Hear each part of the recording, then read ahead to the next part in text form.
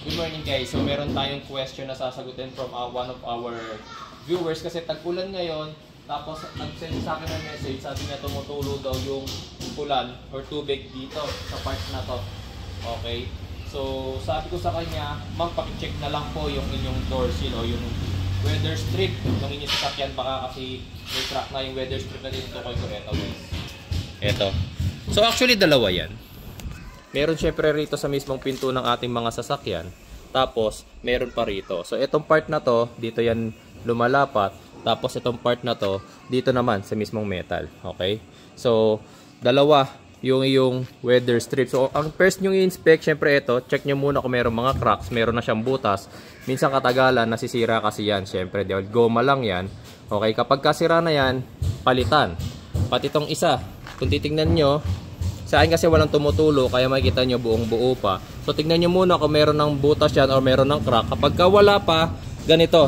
Minsan mga bossing kasi ang weather strip natin, binabaklas yan. Usually kapag nagkakabit ng dashcam o kaya may mga inaayos something, binabaklas tong weather strip, ganyan, no?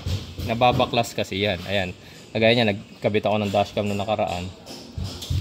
Yan. Okay.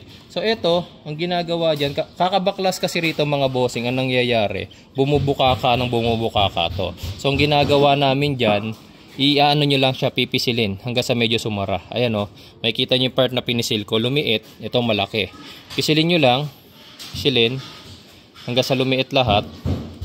Yan, kung napapansin niyo na naglilik, pag umuulan, pisilin nyo lang para lumiit yung bunganga ng weather strip nyo. Ayan. Kasi kapag masyado siyang buka, syempre kapag tumulo rito yung tubig, dediretso dyan, hanggang pumasok ngayon dun sa loob. Okay? So try nyo muna itong minor solution na to.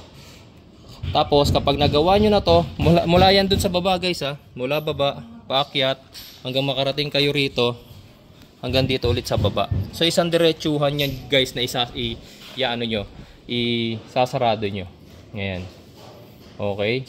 Tapos, kapag ibabalik nyo naman na, basta nakita nyo na maliit na yung mga bunganga niya, kagaya nyan, pwede nyo nang ibalik. Mas masikip na siya ngayon ibalik guys, kasi nga, inano nyo pinitpit nyo yung pinakagoma, diba? So, medyo mahirapan lang kayo, pero may kakabit nyo pa rin yan.